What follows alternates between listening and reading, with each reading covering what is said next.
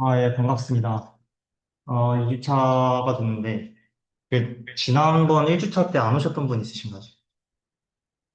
그럼 혹시 제가 그 영상 링크를 올렸었는데, 보고 오신 분 있으신가요? 안 보고 오셨으면은, 음,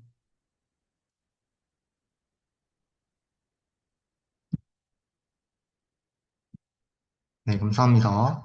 그, 음, 들어오셨다고 말씀해 주시고, 그다음에 지금 소리 잘 들리나요?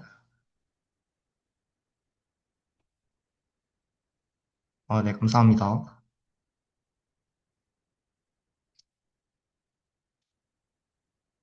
동현님께서도 참석했다고 댓글 남겨주시면 감사하겠습니다.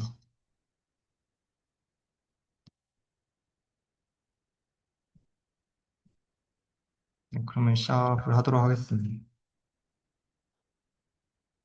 네, 감사합니다. 일단은 그럼 간단한 오리엔테이션을 지난번에 안 오신 분도 많으니까 간단한 오리엔테이션을 먼저 시작을 하겠습니다. 저희는 이번 학기에 양자역학 원을 이제 스터디 할 거고, 그다음에 이제 교재 같은 경우에는 그리피스 양자역학을 공부할 겁니다. 3판이고요. 다음에 제가 혹시 몰라서 가져왔어요. 이렇게 생긴 교재거든요. 영문판도 이렇게 표지가 똑같이 생겼습니다. 이거 그냥 인터넷에다가 PDF 검색해서 치시면은 바로 나오는 교재니까 다운 받으셔도 좋고, 아니면은 이제 제가 매주 읽어볼 거를 드릴 거예요. 읽어볼 거리에는 상세한 설명은 없고, 그러니까 글이 거의 없고, 수식만 있긴 해요. 수식 위주입니다. 사실상 이제 읽어볼 거리라고 해가지고 제가 왜 드렸냐면은 수업 시간에 이 얘기를 하면은 예를 들어서 적분 같은 거 있잖아요. 적분을 하나하나 다 얘기를 해드리기에는 시간상 너무 오래 걸리기도 하고 계산 실수도 많이 일어나기 때문에 이제 그런 계산적인 부분을 읽어볼 거리를 줄 거예요. 그래서 읽어볼 거리를 같이 참고하셔서 들어주시면 될 것 같고, 그래도 읽어볼 거리에 제가 몇몇 개 코멘트는 달아둔 편입니다. 그래서 이제 교재가 없으시면은 이거를 바탕으로 수업을 들으셔도 될 것 같습니다. 그다음에 날짜 같은 경우에는 이제 매주 수요일에 하거든요. 수요일에. 네, 오늘 이제 수요일 했으니까 다음 주 수요일도 오후 7시부터 8시 30분까지 진행을 하겠습니다. 그리고 제가 강의실을 대여를 9시까지 했어요. 9시까지 했기 때문에 한 30분 정도 질문 시간을 받을 거예요. 또 질문이 있으시면은 해당 시간에 이용해 주시면 될 것 같고, 그다음 제가 매주 수요일이라고 적기는 했는데 중간고사랑 기말고사를 고려를 해서 한 2주 정도 휴강을 합니다. 중간고사 이전 2주 정도, 그리고 기말고사 이전 2주 정도 이렇게 휴강을 할 예정입니다. 이제 강의 계획서를 제가 올려놨었는데 그거를 다시 한번 올려드리도록 하겠습니다. 올려드리도록. 이거 보시면은 이제 강의 날짜가 언제 언제 있는지 확인할 수 있을 것 같습니다.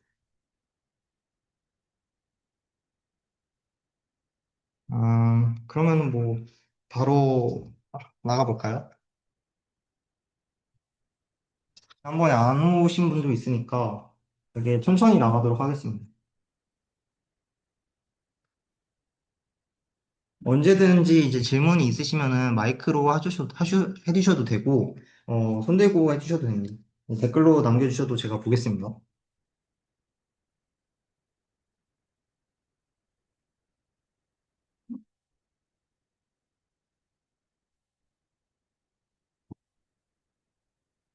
음, 우선은 이제 양자역학에서 기본이 되는 그런 원리 또는 법칙을 얘기를 해드리겠습니다.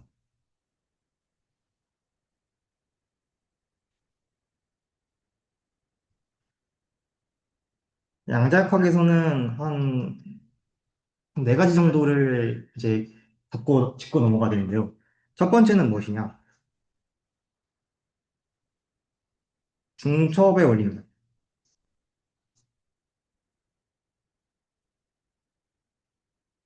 이 중첩의 원리라는 건 무슨 의미냐면요. 제가 설명을 써드릴게요. 관측이 되기 전까지는 양자적 물질이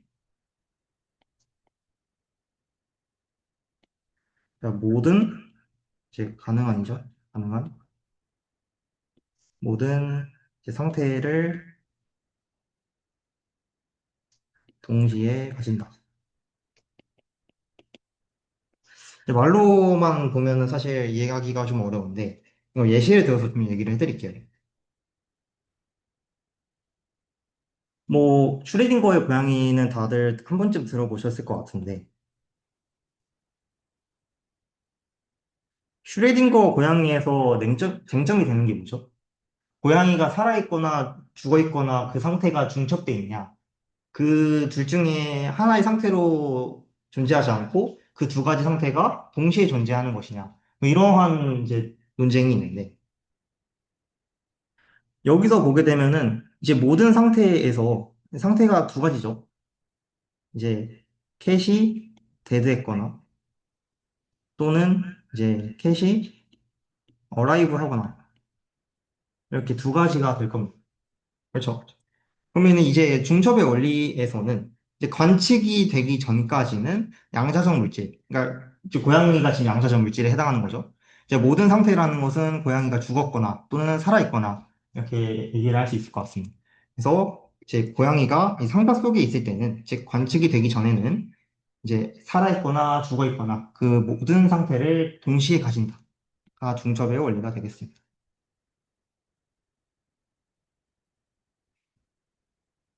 그다음에 이제 두 번째는 여기 관측이라는 말이 있잖아요. 관측이라는 말.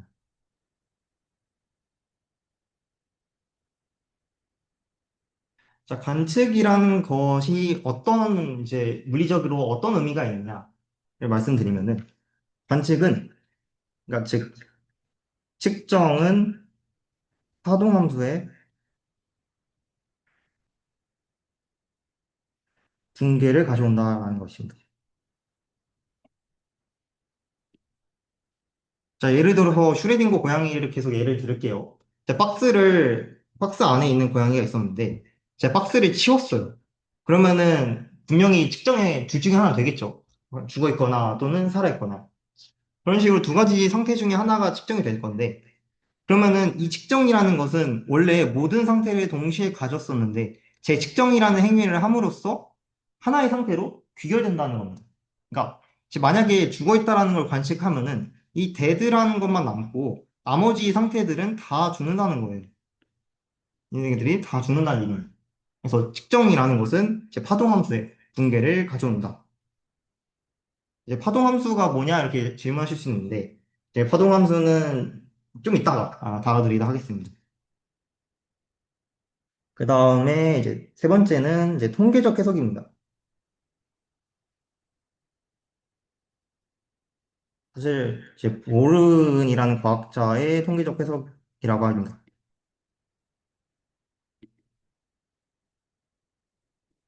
이제 이 보른이라는 사람은 이제 주장을 해요. 어떻게 주장하면은 시간 t에서 위치 x에서 입자가 발견될 확률을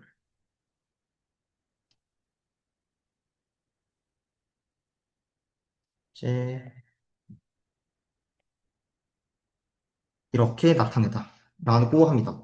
그래서 여기 보면은 이 기호는 푸사이라는 기호로서 어, 파동 함수입니다. 네, 뭐 그렇습니다. 그래서 파동 함수는 어차피 제가 지금 설명해 드릴 거니까 여튼 그래서 이제 통계적 해석에서 우리가 입자를 발견할 확률을 이렇게 파동 함수의 제곱으로 표현을 한다 정도 이해해 주시면 될 것 같습니다. 그러면은 이제 다음으로 파동함수를 말씀을 드리겠습니다.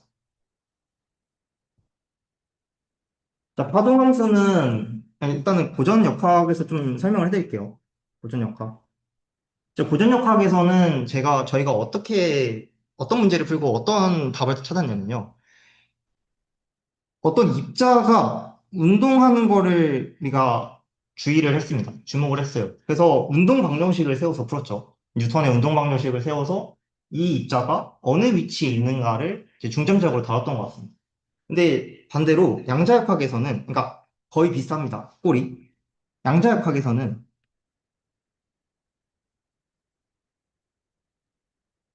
이 슈레딩거 방정식을 풀어서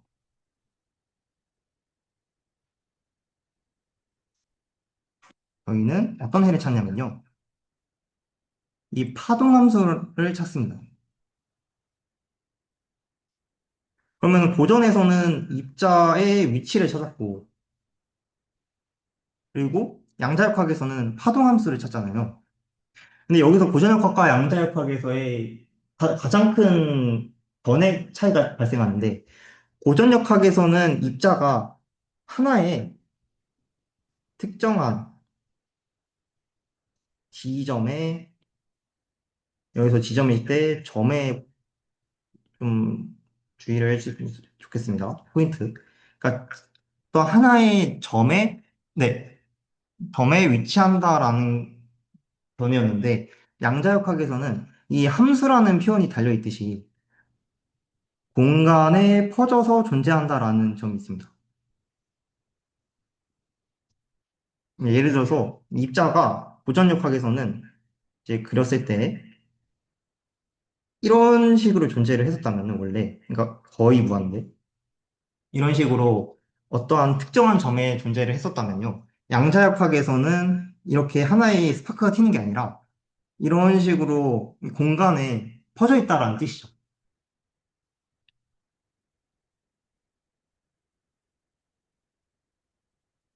그럼 여기서 이제 양자역학에서 파동함수를 이제 구하는구나. 슈레딩거 방정식을 풀어서 파동함수를 구하는구나.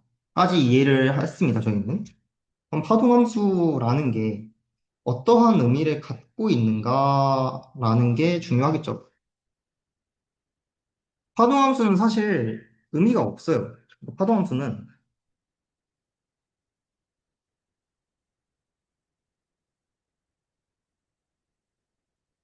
사실 물리량이 아닙니다. 즉, 다시 말해서 제 물리적 의미가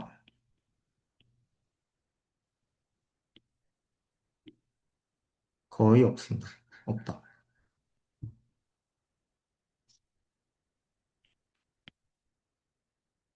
네, 그럼 파동함수를 왜 구하냐? 이렇게 얘기하실 수 있는데, 아까 보른의 통계적 해석에서 봤듯이, 파동함수의 제곱이 곧 확률을 의미한다 했죠?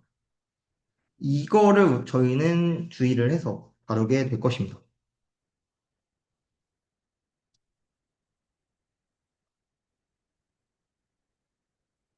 네, 그래서 이거와 관련해서, 챕터 1에서 좀 다뤘었던 내용인데, 다시 한 번만 저희가 복습을 좀 하면은, 이런 식으로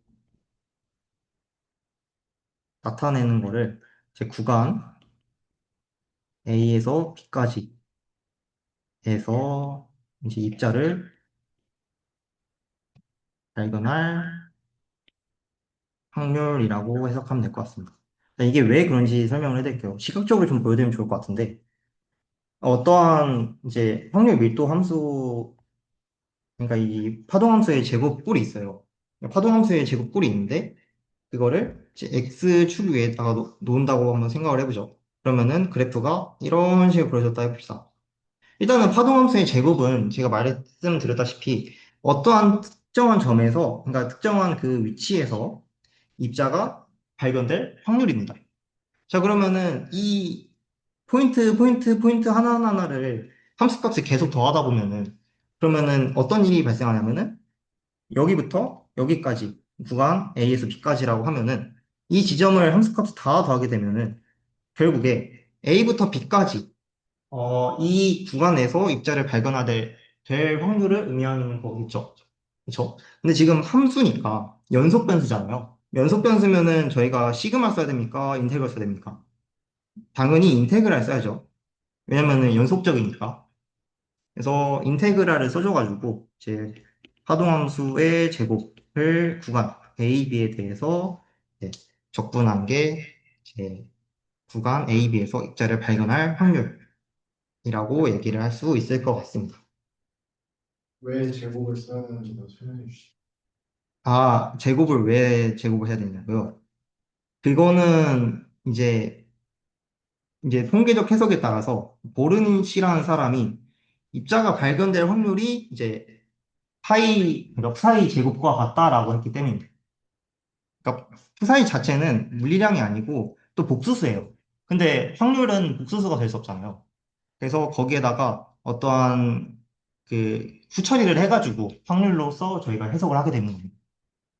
그러니까 상수가 없는 호수라는 거죠. 어떤 거요? 실수는 있고요. 실수 부분 있고 허수 부분이 있습니다. 당연히. 근데 이제 물리량이 아닐 뿐이죠. 왜냐면은 이제 물리량인데 저희가 허수가 붙은 물리량을 사실 생각하기 좀 어렵잖아요. 예, 그렇습니다.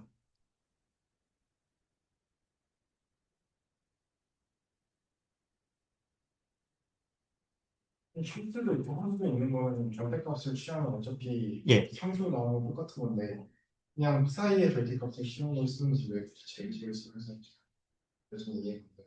아, 매그니튜드의 인테그랄을 변했다는 걸 보는데 그쵸. 그냥 크기에다가 이제 제곱을 한 거죠. 호수 자체인 거는 제곱을 하면 실수가 되는 거 맞죠? 실수량이 섞여 있는 호수인 거면 제곱해도 호수는 살아남는 거예요. 음, 아, 좋은 의견인데, 그렇지만은 크기를 논할 때 어차피 제곱을 해야 되잖아요. 그냥 루트를 씌워서 쓰는 게 원래 크기야. 제곱을 하는 건 크기의 제곱이고 그런데, 말씀을 드리면은, 일단은 복소수의 제곱은 조금 특별한 연산을 가져요. 그러니까 복소수는, 말씀 나와서 이야기한 건데, 이제 알파 더하기 베타 i라고 표현하잖아요, 저희가. 자, 알파 더하기 베타 i를 한번 저희가 평소처럼 제곱을 한번 해주면 알파 제곱 더하기 2 알파 베타 i 더하기 아니죠. 이게 아니죠. 맞나? 맞네. 다음에 마이너스 베타 제곱이 됩니다. 자, 그러면은 이 친구는 이제 저희가 흔히 한 체계로 실수부랑 허수부를 좀 나눠볼게요. 그러면 알파 제곱 마이너스 베타 제곱이 실수부가 될 거고, 그 다음에 이 2알파 베타 i에서 2알파 베타가 호수부가 될 겁니다. 즉, 알파랑 베타가 둘 중에 하나가 0이 아니면은 이 z 제곱은 극소수가 되게 되는데, 그럼 말이 안 되죠? 그럼 z라는 것은 저희가 제곱이라는 이 기호를 쓸 때 특별한 약속을 합니다. 그러니까 Z 이제 스타랑 Z의 곱으로 표현하게 되는데 이 Z 스타 같은 경우에는 이제 Z의 설레복소수로 정의합니다. 여기서 스타 같은 경우에는 이제 영어로 컴플렉스 어, 컨주게이트 심블이라고 합니다. 그래서 다소 특이한 정의를 갖고 있기 때문에 매그니튜드라고 해석하기가 조금 어려울 것 같습니다. 네,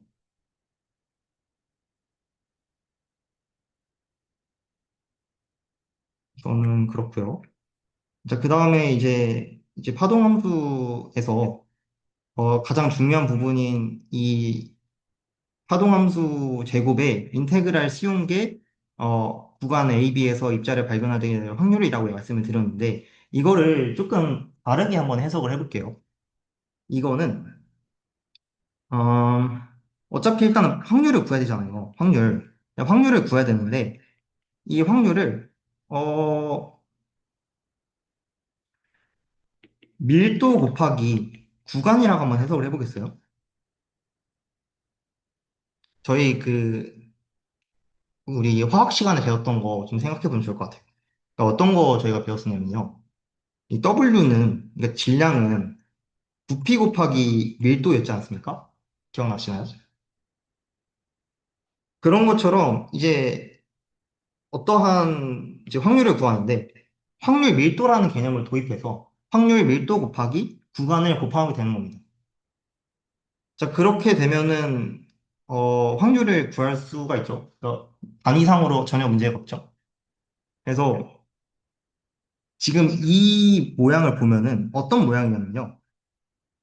이 밀도 곱하기 구간인 거를 확인할 수가 있어요. 괜찮아요?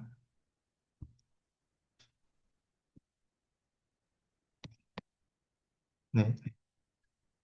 하여튼 그래서 이 확률을 밀도 곱하기 구간이라고 쪼개어서 생각을 한번 해보면은 마치 이제 질량이 부피 곱하기 밀도였던 것처럼 이런 식으로 한번 해석을 해보면은 이 확률, 이게 확률인데 이거에 대한 해석을 좀 해보면 지금 보게 되면은 밀도 곱하기 구간인데 미소 구간이죠.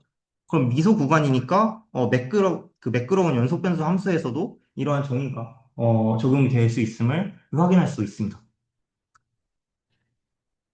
그래서 저희는 앞으로 이 파동함수의 제곱을 확률 밀도 함수라고 부를 거예요.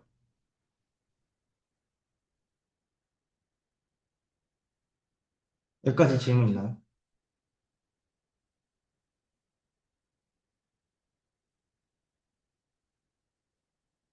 지금 하는 내용은 지난주에 했던 내용들이어가지고 조금은 스피드하게 나가고 있는 편입니다. 만약에 그러니까 핵심적인 내용만 지금 말씀을 드리고 있는데, 놓치는 부분이 있으면은 제가 유튜브 영상 올려놨거든요. 거기 가서 한번 참고해 보시던가 아니면은 제가 그 복습 자료를 올려놨어요. 카톡에다가. 그거를 참고해 주셔도 좋을 것 같아요. 그래서 이제 확률 밀도 함수를 구간 A, B에 대해서 적분한 값이다. 이렇게 얘기를 할 수 있을 것 같습니다. 그래서 보른의 통계적 해석에서 중요한 점을 한번 뽑아볼게요. 한 세 가지 정도가 있는데, 첫 번째는 아까 방금 얘기한 것처럼, 이제 확률 밀도 함수의 제곱이 확률 밀도 함수다. 그러니까 파동 함수의 제곱이 확률 밀도 함수다. 라는 게 있고요. 그 다음에 이제 구간 AB, 이제 파동 함수 제곱, 확률 밀도 함수랑 그거를 적분한 값이 시간 t에서 구간 A, B에서 입자를 발견할 확률.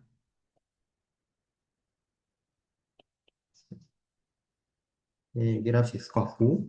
두 번째로 어떤 중요한 점이 있냐. 저희가 모든 확률을 다 더하면은 1이 나와야 돼. 그건 자명한 사실이죠. 그래서 이게 A, B잖아요. A를 마이너스 무한대로 두고 B를 플러스 무한대로 한번 둘게요. 그리고 나서 확률 밀도 함수를 써줘서 적분을 하게 되면은 이 값은 무조건 1이 나와야 됩니다. 이거는 통계에서 당연한 얘기이니까 크게 설명을 안 하겠고. 근데 이게 이제 양자역학에서 정규화 조건이 됩니다.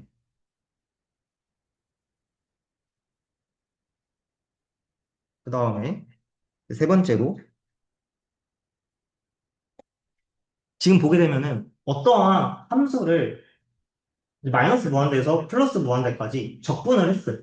근데 그 적분한 값이 1이 나와야 돼요. 그러니까 즉 상수가 나와야 되는데 그 수렴하려면은 어떤 조건이 있죠? 이게 플러스랑 마이너스 무한대에서 각각 0으로 컨버지 해야 되죠. 만약에 이런 식으로 발산을 하게 되면은 그러면은 이 적분 값이 1이 안 나오고 무한대나 또는 발산한 값이 나오죠.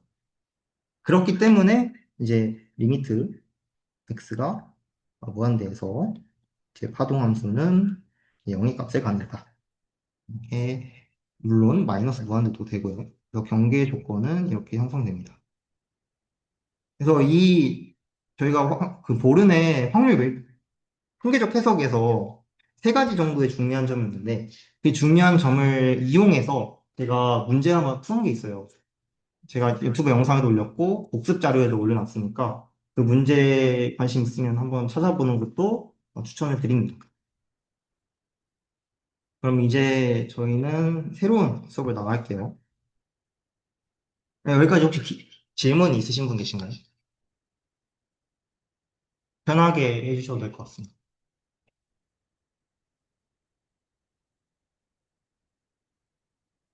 서원이? 지금 없어? 아쉽네. 그, 주문으로 듣고 계신 분도 질문이 있으신 분 계실까요?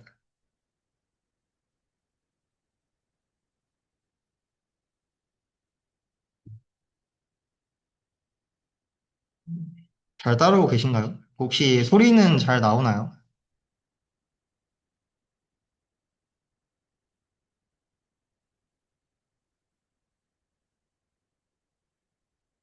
네, 감사합니다.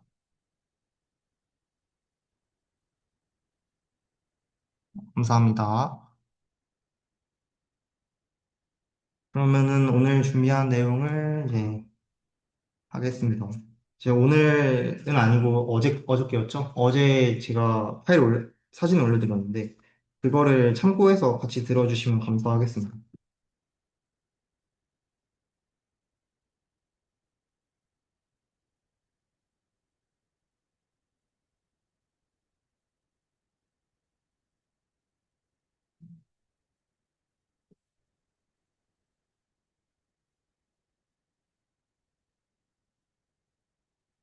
네, 1쪽 같은 경우에는 제가 간단한 복습하려고 넣어놓은 자료고요.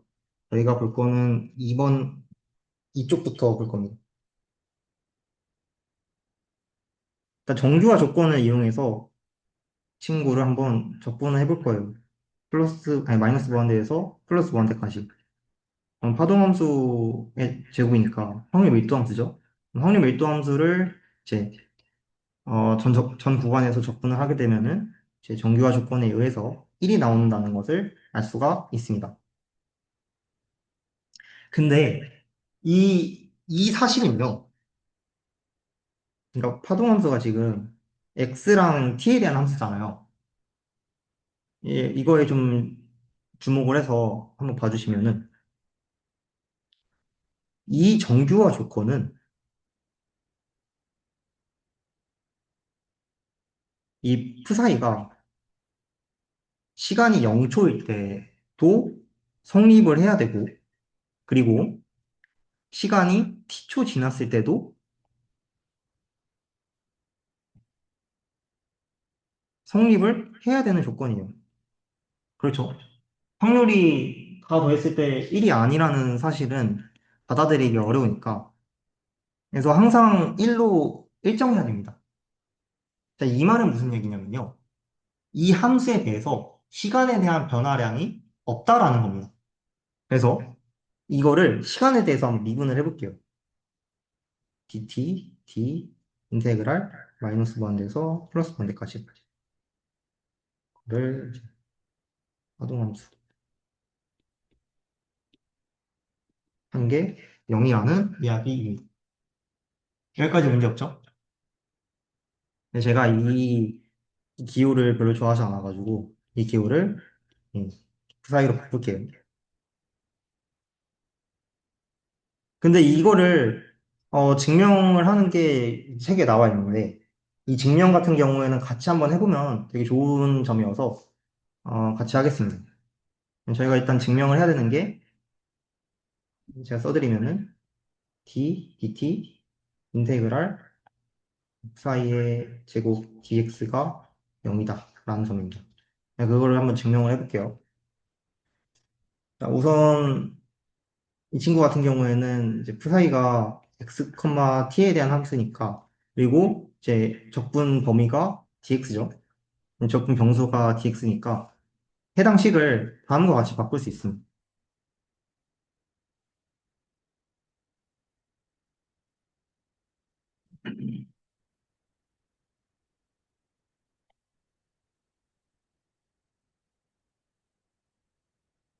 자, 이렇게 다음과 같이 바꿨는데 여기서 이 라운드 t라는 기호는 편미분의 기호예요. 편미분. 편미분에 대해서 간단히 설명을 해드리면은 편미분 같은 경우에는 이제 보게 되면 지금 라운드 t죠. 이 기호가 의미하는 것은 미분 연산자인데 t에 대해서만 미분을 하는 것을 우리가 편미분 연산자라고 합니다. 그러니까 즉 무슨 얘기냐면은 ext라는 함수가 있으면은 이거에 대해서 라운드 이걸 해볼게요. 그러니까 라운드 t를 그렇게 되면은 이제 EX가 나오죠. 왜냐면 X를 상수 취급했으니까 T에 대해서만 미분을 해주는 겁니다. 그러니까 원래 EXT를 미분하게 되면은 EX 프라임 T 더하기 EXT 프라임이잖아요. 이렇게 했었는데 이제 이거는 전미분이고 이런 식으로 이제 편미분을 하면은 다른 기호를 이제 상수 취급하고 이런 식으로 연산할 수 있다. 편미분에 대한 간단한 정보고요. 자, 그러면은 해당 수식이 이렇게 바뀐다는 것을 우리가 알 수가 있습니다. 그러면 이거에 대해서 계속 쭉 이어볼게요. 아까 말씀을 드렸는데, 이 복소수의 제곱 같은 경우에는 편례 복소수와 그냥 함수의 곱으로 이제 이루어집니다. 그래서 이 식을 저희가 인테그랄 라운드 t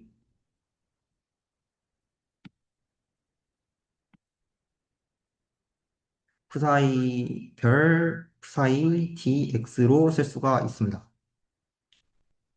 그럼 지금 이제 푸사이를 t에 대해서 편미분하게 되는 거니까 이때 저희는 고배미분법을 써주죠. 그래서 고배미분법 써주면은 이제 인테그랄 라운드 t 라운드 푸사이별 더하기 푸사이 더하기 푸사이별 라운드 t 이제 푸사이 dx가 되겠습니다.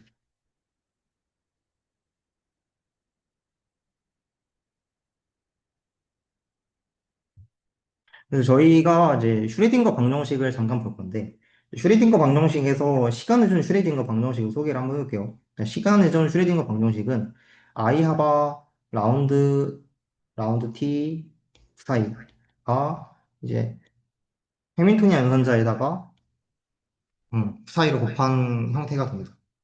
여기서 해밀토니안 연산자 같은 경우에는 이제 운동 에너지와 이제 포텐셜 에너지의 합으로 우리가 얘기할 수 있고, 운동 에너지 같은 경우에는 이제 2분의 1 MV 제곱인데, MV가 운동량이잖아요. 그럼 운동량이니까 이 2분의 1 MV 제곱을 2M분의 P 제곱으로 바꿔 쓸 수 있을 것 같습니다. 그렇죠? 그래서 이거를 여기다가 대입을 해줄게요. 2M분의 P 제곱 더하기 V 더하기 4.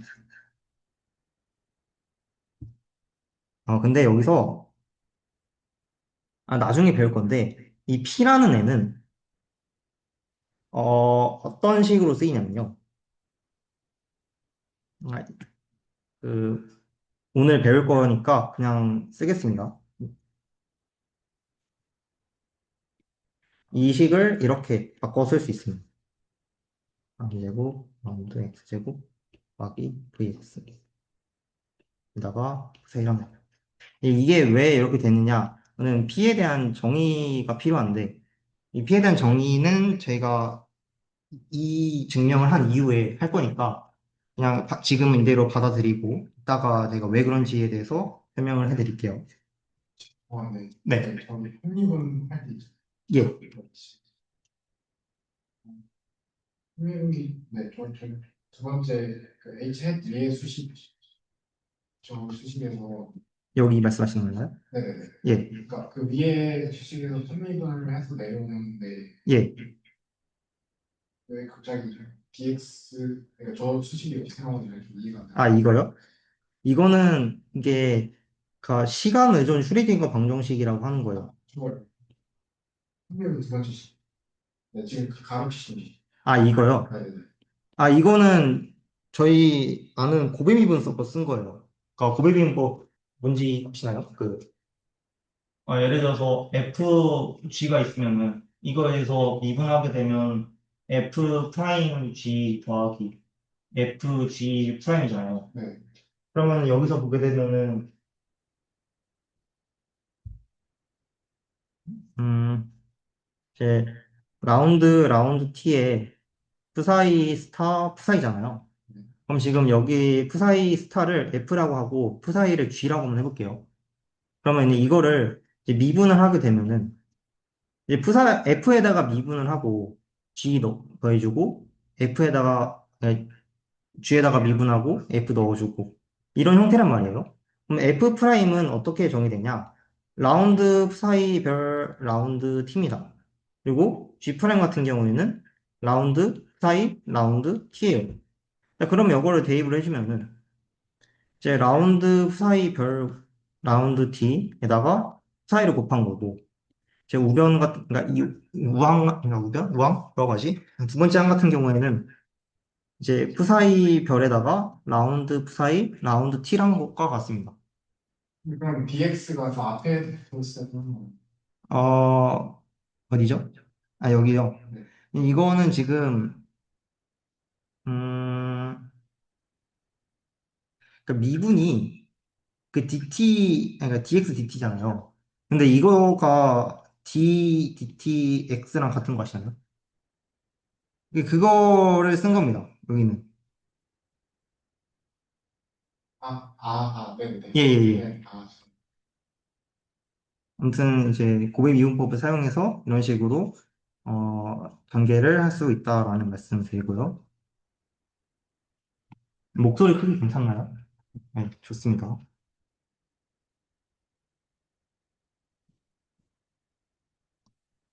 자, 그럼 여기서 이 슈레딩거 방정식을 왜 썼냐라고 말씀하실 수 있는데 여기서 저희는 이 라운드 사이 라운드 T 이 친구에 대해서 한번 전개를 한번 해볼 거예요. 그러니까 이 친구에 대해서 힌트를 얻고자 하는 겁니다. 그래서 이 친구에 대해서 이 식을 전개를 한번 해보면 이거는 i 하바를 나눠줘야겠죠? i 하바 분의 1 곱하기 마이너스 2n분의 하바 제곱 라운드 제곱 라운드 x 제곱 더하기 ax의 f 사이가 됩니다. 여기서 하바를 모르실 것 같은데 이 하바 같은 경우에는 이 상수인데 플랑크 상수 아시나요? 그 플랑크 상수를 2파이로 나눈 것과 같습니다. 그래서 결국 그냥 상수예요, 상수. 근데 이제 계속해서 이파이라는 친구가 따라붙거든요. 양자역학에서는. 그래서 플랑크 상수에다가 그냥 이파이를 나눠서 그냥 하나의 상수라고 하자. 이렇게 얘기해서 하바라는 친구가 나온 겁니다.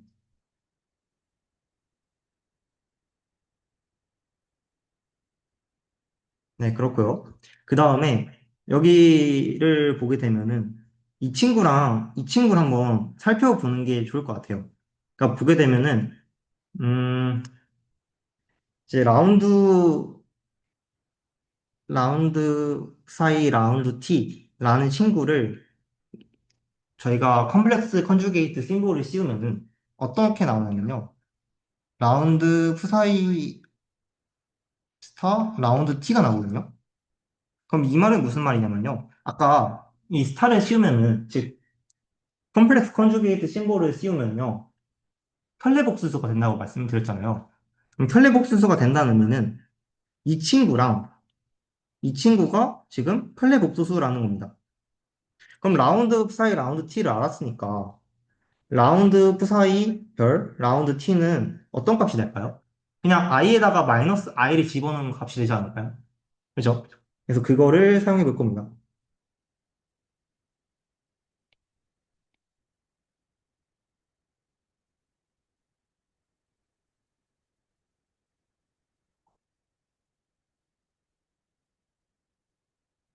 네, 여기까지 이제 올 수 있었는데 그러면은 이 두 식을 바탕으로 저희가 다시 이제 원래의 식으로 돌아가서 식 정리를 해줄 건데 이 식 정리를 하다 보면은 제가 읽어볼 거를 드렸지만은 두 개의 항이 사라집니다. 날아갑니다.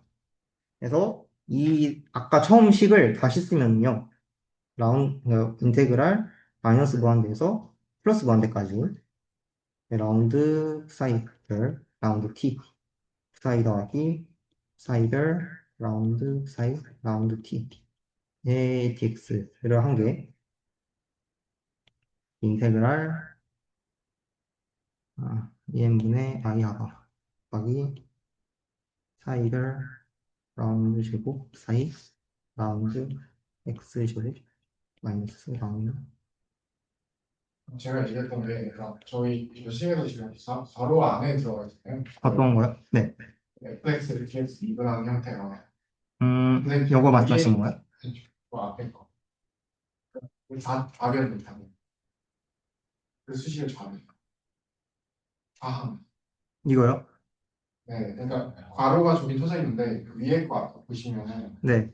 그 쟤는 지금 dx가 따로 놀고 인테그랄이 따로 놀고 해서 지금 수식이 두 개로 나뉘어져 있는 건데.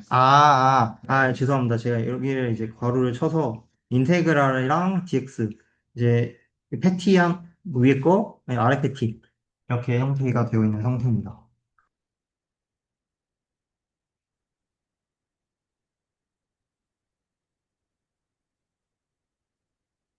그러면은 이제 제가 보내준 거를 보면은 이렇게 아무튼 이렇게 식정리가 되는 거를 볼 수 있습니다. 이거 다 쓰기에는 좀 어려우니까 여기까지만 쓰고 그럼 이거에 대해서 식정리 한번 해볼게요. 그래서 제가 슈레딩거 방정식을 왜 썼냐? 아까는 어떤 거에 대한 미분이었냐면요. 시간 t에 대한 미분이었었어요. 근데 슈레딩거 방정식을 쓰게 되면은 이 x에 대한 편미분으로 바뀌죠. 보이나요? 그래서 이제 식정리를 하면은 원래는 t에 대한 미분이었는데 x에 대한 미분으로 바뀐 것을 확인할 수가 있습니다. x에 대한 미분으로 바뀌면 뭐가 좋냐? 적분관이 dx니까 식을 어떻게든 정리할 수 있는 실마리가 보이죠. 그래서 이거를 저희가 쓰게 되면은 i 하바 em 다음에 이제 라운드 x 인테그랄 사이 스타 라운드 사이 라운드 x 마이너스 라운드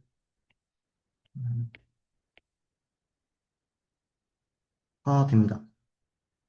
그러면 지금 이제 여기다가 미분을 씌우면 되니까 이거는 어떤 값이 나오냐? 적분값이 적분 구간이 지금 마이너스 무한에서 플러스 무한이잖아요. 그럼 그거를 이제 적용을 해서 2n분의 y 하바에다가 이제 대거를 씌우고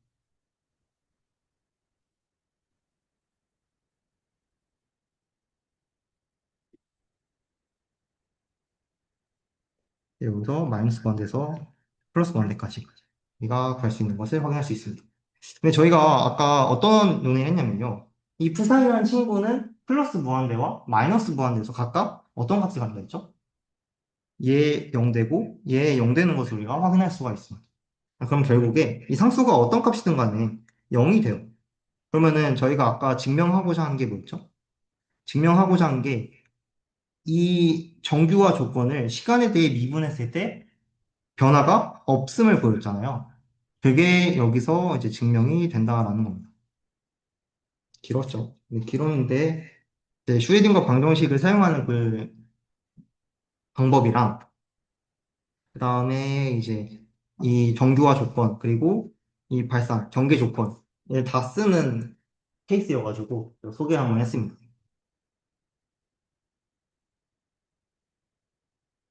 여기까지 이해 안 되는 점 있나요?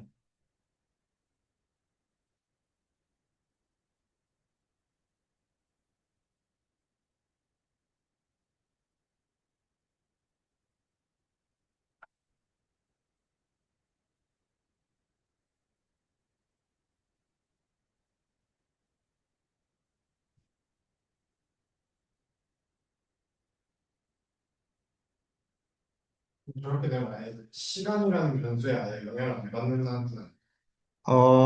시간에 대해서 영향 안 받는다는 무슨 뜻이죠? 시간 값이 예.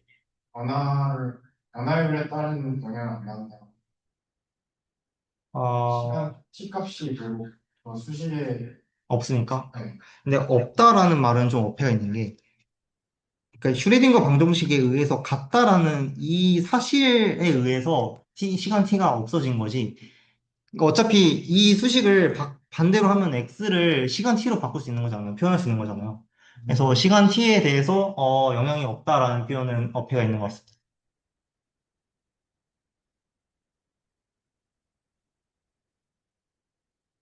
그러면은 이제 간단하게 이제 진도를 나가고 그다음에 좀 휴식을 취하겠습니다. 어, 기대값이라는 개념을 쓸 거예요. 저희는 기대값이라는 개념. 이 기대값이라는 개념은 어떻게 쓰냐면요. 어, 기존 통계에서 알고 있는 평균과 좀 유사한 면이 있습니다. 근데 평균은 어떻게 저희가 쓰냐면요. 어떠한 값, 그리고 그 값에 대한 평균을 곱해서 산술 평균을 하죠. 아니, 이 말은 무슨 말이냐면은, 그러니까 다시 한번.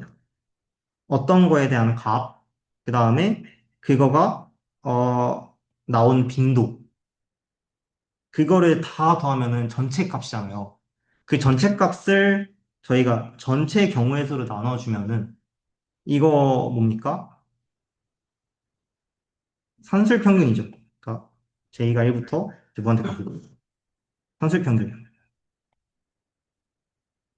근데 여기 보면은 NJ를 N으로 나눈 게 어떤 거냐면요. NJ도 J라는 그 사건이 일어날 경우의 수고, 이 라지 N 같은 경우에는 전체 경우의 수잖아요. 그럼 이거의 의미는 뭐냐면은, 그러니까 J라는 사건이 일어날 확률이 되는 거 보이시나요? 자, 그러면은 이거를 다시 쓰게 되면은, 시그마 J 곱하기 PJ로 쓸 수 있는 것을 확인할 수가 있습니다. 자, 이건 무슨 말이냐면요. 그냥 어떠한 일이 일어난다고 했을 때 그 일에다가 그러니까 예를 들어 내가 3점을 받는다고 해봅시다. J가 3이라고 해봅시다. 근데 3점을 받을 확률이 뭐 한 2% 정도 돼요. 그럼 내가 3을 받을 기대값이 이렇게 구- 구해지는 거죠. 그러니까 이거는 이제 J가 3일 때만 한 거도 시그마를 씌우니까 어차피 싹 다 할 거 아니에요. 1점 받을 확률, 2점 받을 확률, 그거 각각의 경우에 대해서 다 더하게 되는 거니까 이게 바로 이제 산술병균이 된다라는 것을 알 수가 있는데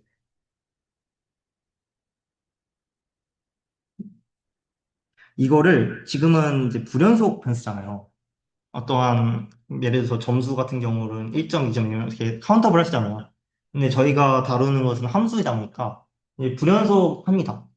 그럼 저희가 어떤 거를 써야 되는데요? 바로 인테그랄 써야겠죠. 자, 인테그랄에서도 똑같이 적용됩니다. 어떠한 거에 대해서 앞으로는 이제 기대값을 이제 이렇게 표현을 하게 될 건데, 이게 나오면 이제 기대값이라는 것을 인지해 주셨으면 좋겠습니다. 그러면은 이거는 인테그랄 fx 제 로우 x dx가 됩니다. 여기서 이 로우 x는 이제 확률 밀도름입니다.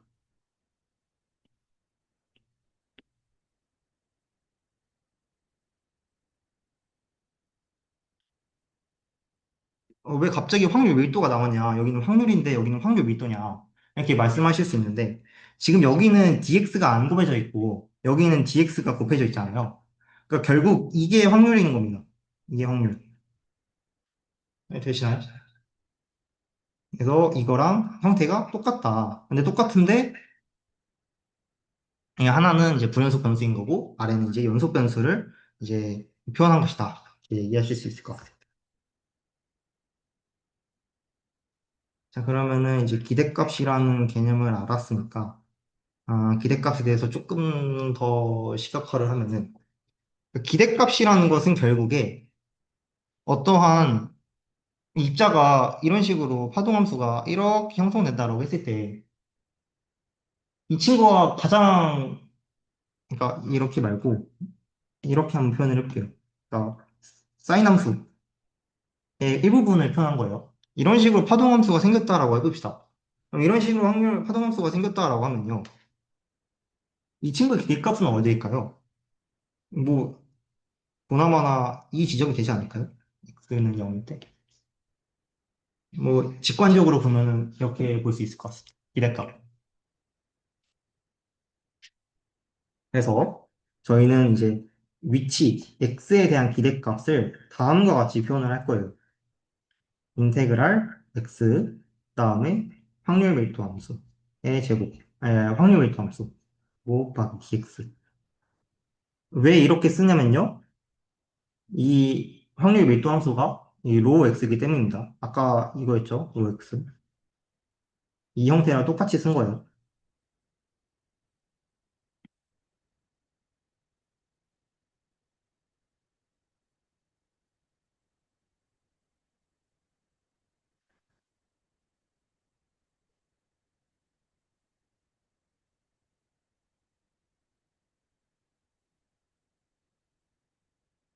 그러면은 저희 보게 되면은 이 푸사이, 그러니까 확률 밀도 함수가 다시 쓰면은 이런 식으로 쓰이잖아요. 이런 식으로 쓰인다는 얘기는 시간이, 시간에 따라 어떤 게, 그러니까 이 값이 변한다는 거예요. 맞죠? 그러면은 이제 이 x에 대한 기대값은 시간이 변함에 따라서 끊임없이 바뀐다라는 겁니다. 그러면은 그 바뀌는 것에 대한 속도를 한번 생각해 볼 수 있을 것 같아요. 그래서 이거를 시간에 대해서 이분하게 되면은 기대값이 얼마나 빠르게 움직일 것이냐. 그러면 기대값이 얼마나 빠르게 움직일 거냐는 것은 다시 말해서 입자가 얼마나 빠르게 움직일 것이냐라고 해석을 해도 되겠죠. 어, 친구를 보게 되면은 이제 dt이니까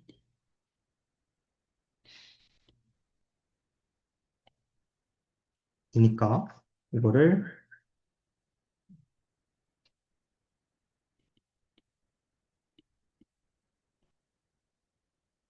로 해주면 될 것 같습니다. 이거는 아까 앞장에서 본 형태랑 유사해가지고 그냥 결과값을 적을게요. 그래서 이 결과값이 어떻게 되냐면요. 음,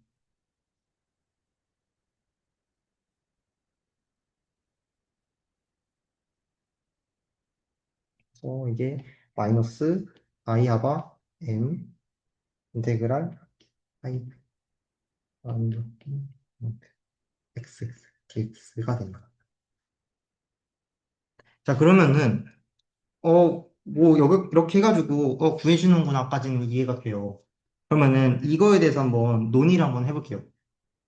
이 형태 뭐랑 비슷하게 생겼나요? 속도랑 비슷하게 생기지 않나요? 저희 속도에 대한 기대값은 어떻게 구할 수 있을까요? v는 mv를 따라서 뭐 mv가 아니죠. v는 이제 dx, d라는 이제 정의에 따라서 고전적학적인 정의에 따라서 이런 식으로 한번 가정을 한번 해볼게요.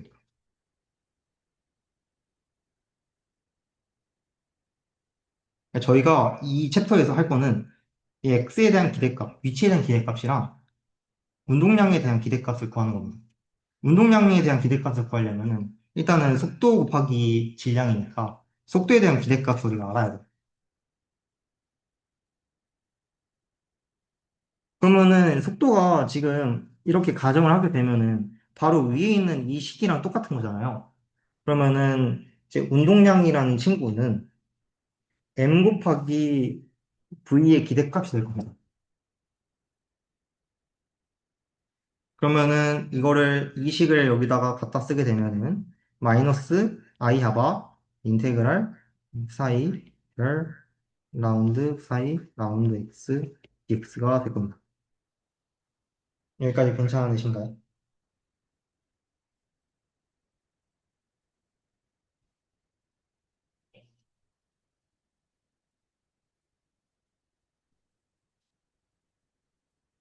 그러면은 여기까지 오셨으면은 이거를 이제 이렇게 쓸 수 있습니다. 인테그랄 이제 사이 별 곱하기 마이너스 i 하바 라운드 x f 사이 dx 이렇게 쓸 수가 있을 것 같습니다.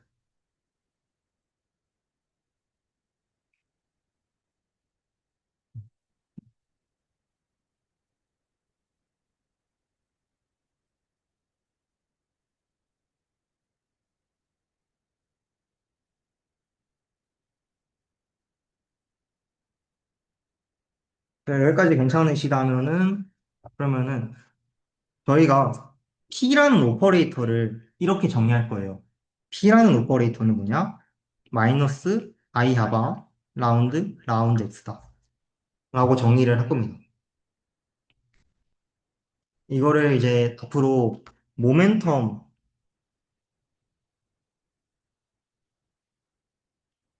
오퍼레이터라고 부를 거예요.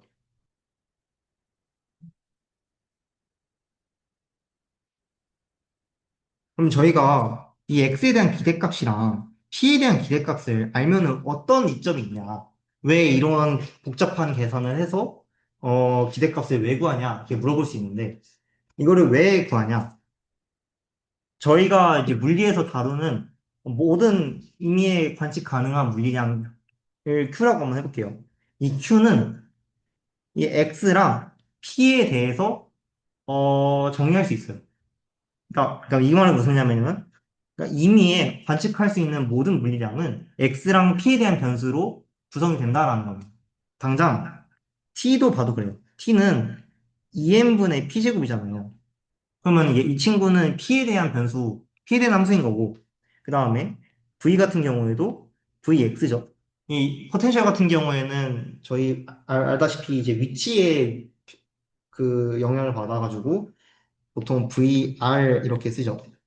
또는 VX, 1차원에선 VX, 3차원에선 VR 이렇게 쓰는데 이것도 마찬가지로 이 포텐셜 함수가 포텐셜 에너지가 X에 대한 변수라는 것을 확인할 수가 있습니다.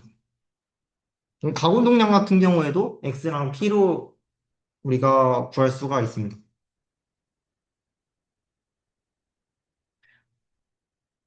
그래서 앞으로 어떠한 물리량이든 간에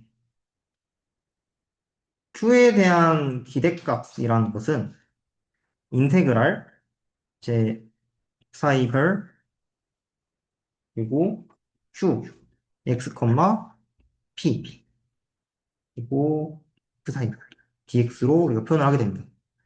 여기서 이제 p가 아까 마이너스 i 하바 라운드 x라고 정의를 했으니까 이거에 대해서 다시 써주면은 이런 식으로 우리가 쓸 수가 있습니다.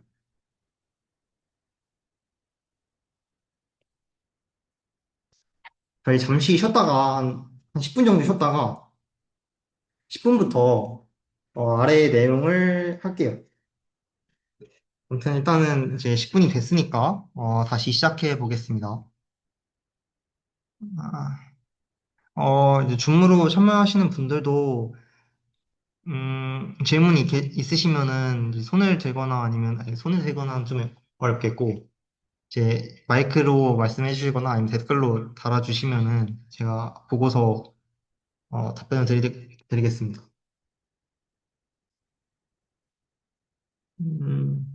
그러면은 저희가 여기가 아닌가? 이래죠? 음. 저희가 어디까지 얘기를 했냐면요. 임의의 물리량에 대해서 임의의 물리량의 기대값은 그 물리량을 이제 가운데 이제 에다가 놓고 이제 푸사이 별과 푸사이로 이제 압축시킨 화면 공유 안 돼 있구나. 잠시만요.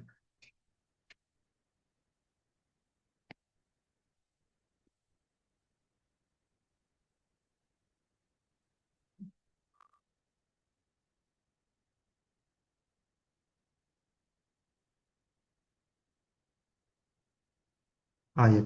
화면 잘 보시죠? 그래서 여기 어디까지 쓰냐면요. 임의의 물리량 Q에 대해서 이제 푸사이 별과 푸사이에 대해서 제 Q를 샌드위치 시킨 그런 거를 우리가 Q에 대한 기대값이라고 얘기까지 했습니다. 예시를 좀 말씀을 드리면요. 이게, 이 Q라는 게 사실 지금 X, 뭐 이렇게 나와 있어가지고, 심지어 이 친구는 라운드 X인데, 미분 연산자인데, 뭐가 없잖아요. 그래서 어렵게 다가오실 수 있을 것 같아요. 그러니까, 예를 들어서 저희가 아는 것은 라운드 T, 아니, 이제, 라운드 F, 라운드 X여가지고, 이런 식으로 하나의 수식으로 되어 있어야 되는데, 여기 보게 되면은 라운드 X로 그냥 연산자로 끝나 있어가지고 어떤 건지 감이 안 오실 수도 있을 것 같아서 이제 예시를 한번 들어볼게요. 이 Q는 물리량이라 했잖아요. 제가 물리량 대표적인 물리량인 운동 에너지로 얘기를 해보겠습니다. Q를 T라고 한번 해볼게요. 그럼 T는 아까 말했듯이 2n분의 P제곱이라고 우리가 표현을 할 수가 있어요.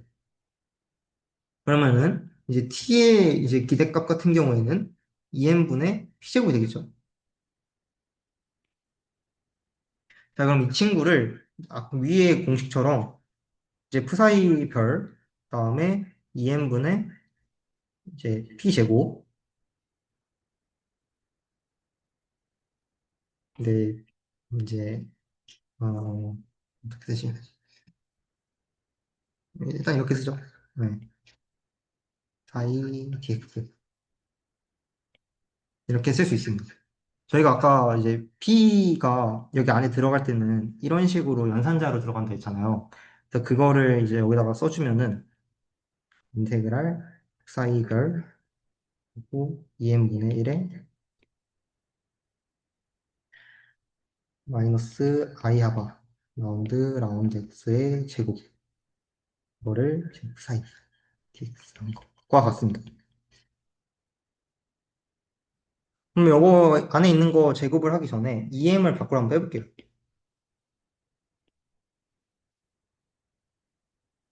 또 제곱. 그래서 I 하바도 뺄게요. I 하바를 제곱하면은 I 제곱 하바인데 이게 마이너스 하바 제곱이죠. 그래서 마이너스 하바 제곱으로 뺄 수 있습니다. 그래서 이렇게 보면은 가 되는 거를 확인할 수 있습니다. 그럼 이거는 보게 되면은 이 미분 연산자만 있는 게 아니라요. 이 미분 연산자가 이 뒤에 있는 이 푸사이한테 연산을 해주는 거예요. 그래서 약간 미완성된 식의 형태가 아니다라는 거를 보여드리고 싶었고, 그다음에 어떠한 물리량을 마주쳤을 때 그 물리량에 대한 기대값은 다음과 같은 공식으로 뭐든지 표현할 수가 있다. 예를 들어서 x가 있었다라고 해봅시다. 그러니까 p는 보게 되면은 미분을 해주는 연산자이고, x 같은 친구는 뭐 안 해줘요. 그냥 x가 들어가면 끝이에요. 그런 점이 있습니다. 그래서 보게 되면은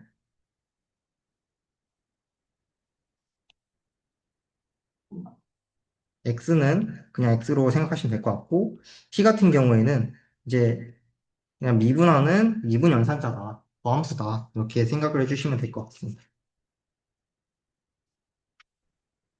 제가 그 읽어볼 거에다가 풀이의 변환이라는 걸 올려놨어요. 풀이의 변환 대학원생 혹시 들으셨나요? 알고 계시나요? 네. 공학 수학 때 나오죠? 뭐 키노트리 때도 나오고. 음,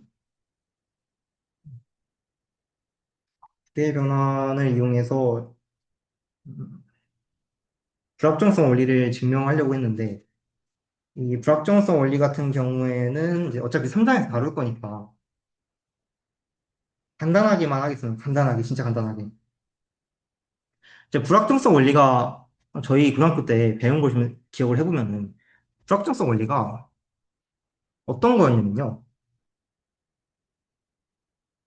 이 불확정성 원리가 어떠한 입자에 대해서 이 입자의 위치를 알면은 속도를 모른다. 그리고 속도를 알면 위치를 모른다. 라는 거 들은 적 있으시죠? 이거 처음에 들을 땐 저는 무슨 소리 하는지 전혀 이해 못했거든요. 그래서 이번에 작년에 이제 현대문리를 들으면서 겨우 이해를 했었는데 이거에 대한 설명은 다음과 같습니다. 저희는 이제 표준 편차라는 친구를 도입할 거예요. 표준 편차. 표준 편차의 제곱이 저희 분산이라고 하시는 거 알죠? 분산. 그 분산에 대해서 잠깐만 소개를 해드리면은 분산은 이제 시그마 편차의 제곱이었죠? 맞죠? 맞나요? 편차 제곱들 분산이었던 것 같습니다. 제가 확통을 한 지 너무 오래돼가지고. 아무튼 그래서 이제 분산 이렇게 정의하는데, 양자역학에서 이제 분산 같은 경우에는 이제 편차를 어떻게 정의를 하냐. 편차라는 거는 이렇게 표현할 수 있죠. 그래서 이거는 이제 x에다가 x의 기대값을 뺀 값이다. 이렇게 표현할 수 있을 것 같습니다. 원래 편차는 뭐냐? 이 어떤 값에다가 평균을 빼는 게 편차였거든요. 근데 이제 양자역학에서 평균이 거의 기대값이랑 대응하는 존재다 보니까 이 x에다가 이제 기대값을 뺀 값을 저희가 편차라고 합니다. 그래서 이것을 이제 제곱한 거. 그래서 이게 x 빼기.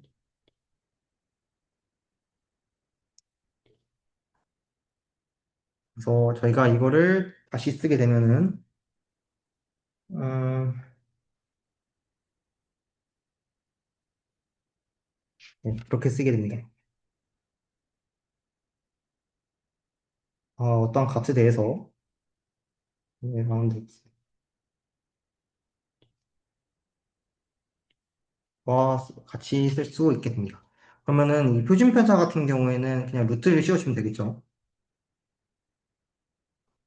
그리고 각각에 대해서는 제가 1교시 때, 그 첫 주차 때 이거 표준편차를 어떻게 도입하는지랑 이제 이거에 대해서 왜 이 값이 나오는지를 설명을 해놨으니까 그거를 참고해 주시면 될 것 같고 각각에 대한 의미를 한번 얘기를 해드릴게요.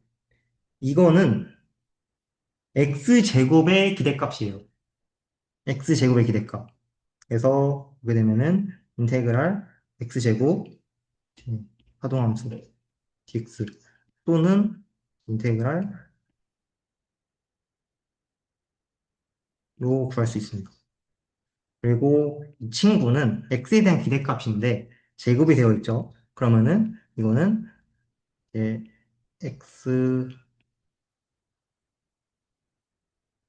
제곱한 겁니다. 단순하게. 그래서 이 위에서 아래 거를 뺀 게 이제 분산이고 표준 편차 같은 경우에는 이 분산을 루트 씌운 거다. 이렇게 해석하실 수 있겠습니다.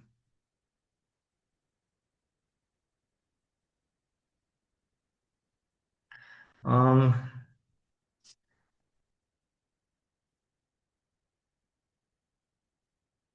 드브로이 공식을 좀 얘기를 할게요. 드브로이 공식 기억하시나요? 이 P가 라고 하기는 좀 어렵고 람다가 뭐였죠?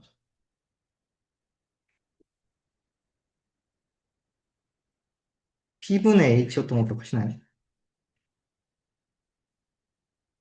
드브로이 공식 물질파 드브로이 물질파 맞죠? 예, 드브로이 물질파가 이렇게 정의를 할 수 있었는데 보게 되면은 H가 이제 2파이 하바잖아요. 그러니까 하바가 H를 2파이로 나눈 거니까 H는 2파이 하바라고 얘기할 수 있습니다. 그럼 이 친구를 P분의 2파이 하바라고 표현할 수 있고 저희가 궁금한 거는 뭐냐면요. 운동량이죠. 계속해서 운동량에 대한 얘기를 했으니까 그래서 P에 대한 식으로 한번 얘기를 해볼게요. P는 람다분의 람다분의 2파이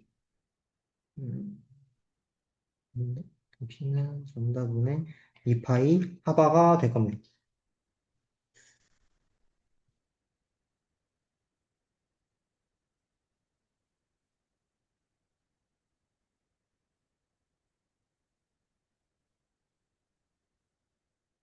어떻게 나타나지?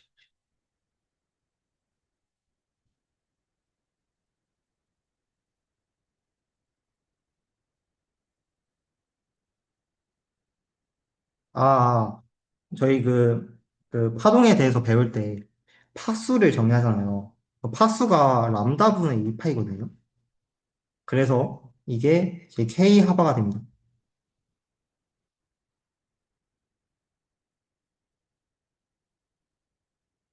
이거는 이제 파수라고 해서 웨이브 넘버라고 하는 친구가 있습니다. 웨이브 넘버. 파수.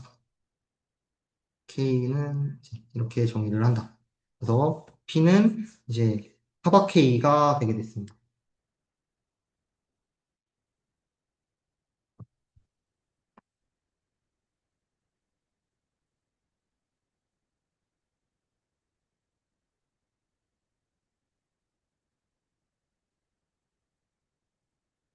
자, 그러면은 저희가 이렇게 뭐 어떻게든 공부를 했으니까 이런 배경 지식 바탕으로 내가 불확정성 원리를 한번 유도를 한번 해볼게요.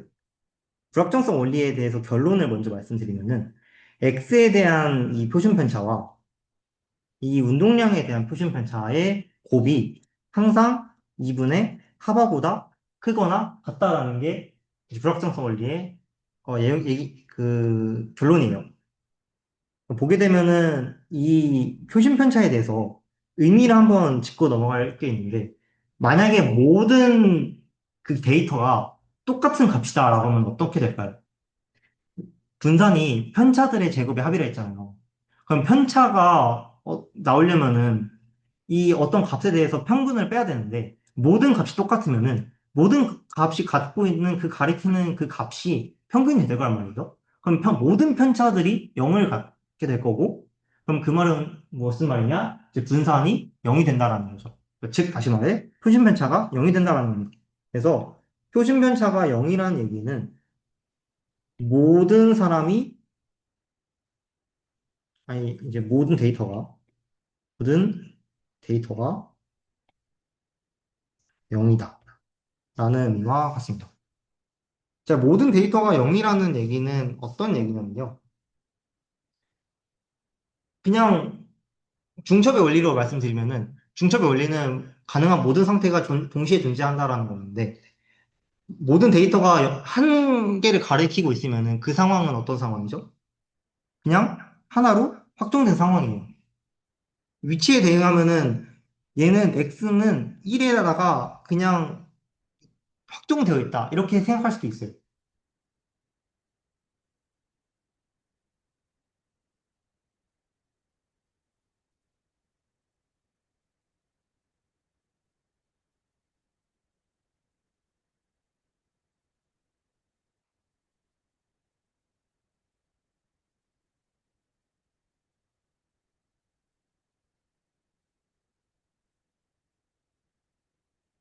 그래서 이제 표준 편차에 대한 기본적인 내용을 말씀을 드렸고, 어,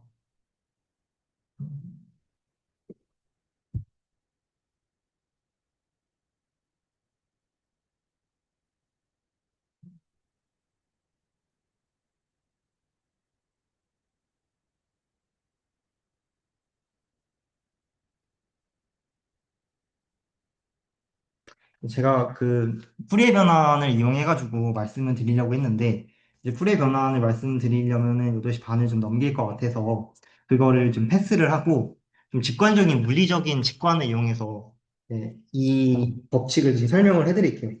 어차피 이 풀이의 변환은 3장에 가서 배울 거거든요.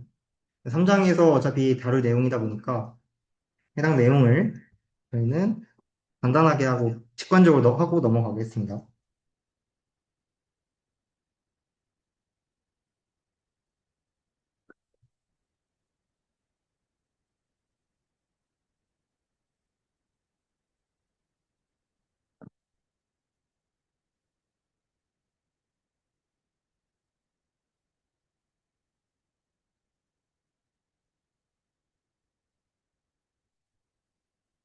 그래서 여기서 다룬 얘기는 어떤 거냐면요. 만약에 이제 파동함수에 대해서 위치가 정해졌다. 그러니까 라운드 x가 0이다라고 하면은 이거에 대한 결론은 프리 변환이라는 거를 사용해서 결론을 내리면은 p에 대한 표준 편차는 무한대 값이 돼요. 반대로 라운드 p가 확정되어 있다라고 하면요. 그러면은 이제 x에 대한 표준 편차가 무한이 됩니다. 그러니까 즉 무슨 말이냐면요. 입자가 x는 1이라는 지점에 놓여 있으면요. 이것에 대한 운동량은 공간에 퍼져 있다라는 겁니다.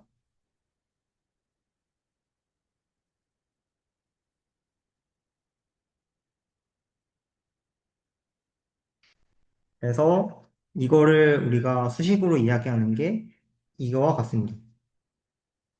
그래서 이것은 이 x와 p에 대한 불확정성 원리고요. 나중에 시간과 에너지에 대한 불확정성 원리도 있어요. 그래서 3장에서 시간과 에너지에 대한 불확정성 원리랑 이제 이 X와 P에 대한 불확정성 원리를 이 풀이 변환이라는 그런 수학적인 툴로 우리가 정의를 해볼 거예요. 네, 정리를 해볼 거예요. 어, 그때 가서 더 얘기를 할 거고, 일단은 불확정성 원리 같은 경우에는 이러한 결론을 갖는다라고 봐주시면 될 것 같습니다.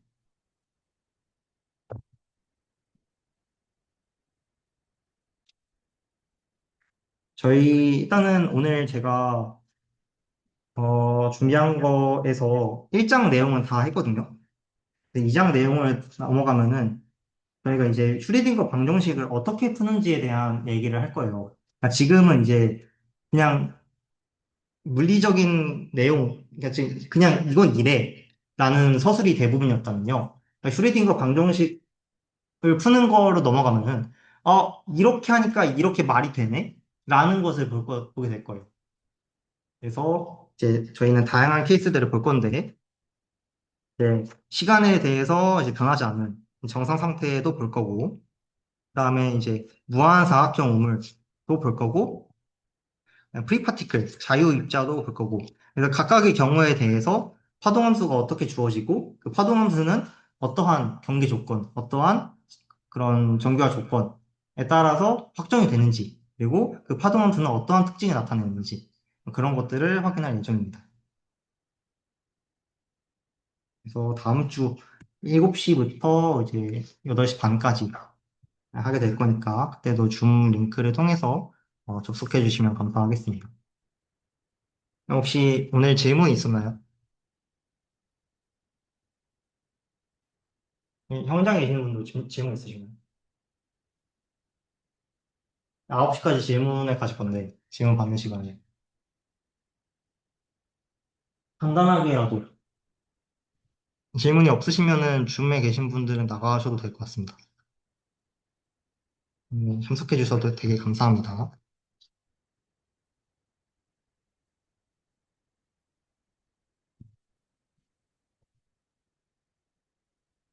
네, 감사합니다. 감사합니다.